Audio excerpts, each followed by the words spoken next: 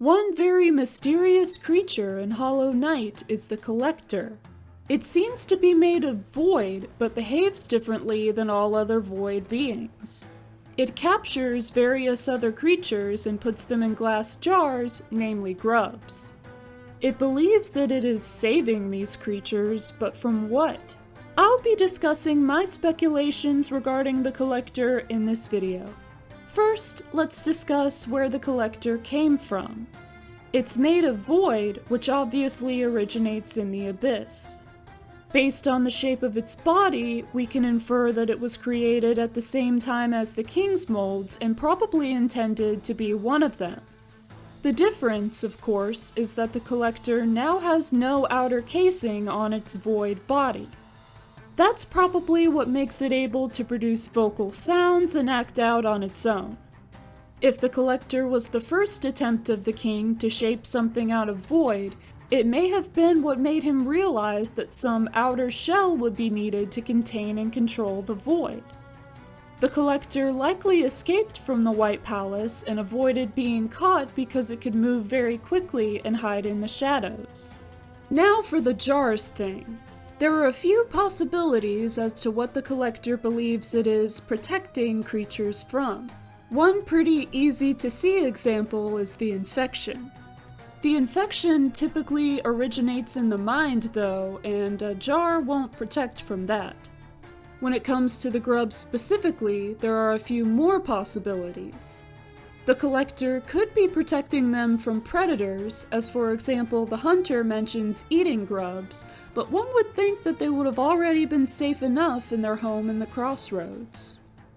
As for why he would want to take the grubs away from their home specifically, that brings us to the next possibility, the Collector somehow knowing what would happen to the grubs once it was time for their metamorphosis. Particularly the part where the grub father places them inside his body. In reality, it's most likely the grub father becoming a living pupa, but the Collector may have thought that he was trying to harm them. Finally, let's talk about the Collector's obsession with grubs in particular. There is, of course, the Vitruvian grub drawing on the wall in the Tower of Love, and the fact that the Collector placed the jars containing grubs all throughout the kingdom.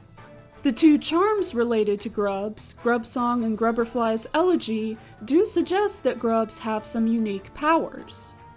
Grub Song gives its bearer soul, and Grubberfly's Elegy allows beams of energy to be fired from a weapon. This quality is probably something that the Collector saw as worth collecting and protecting.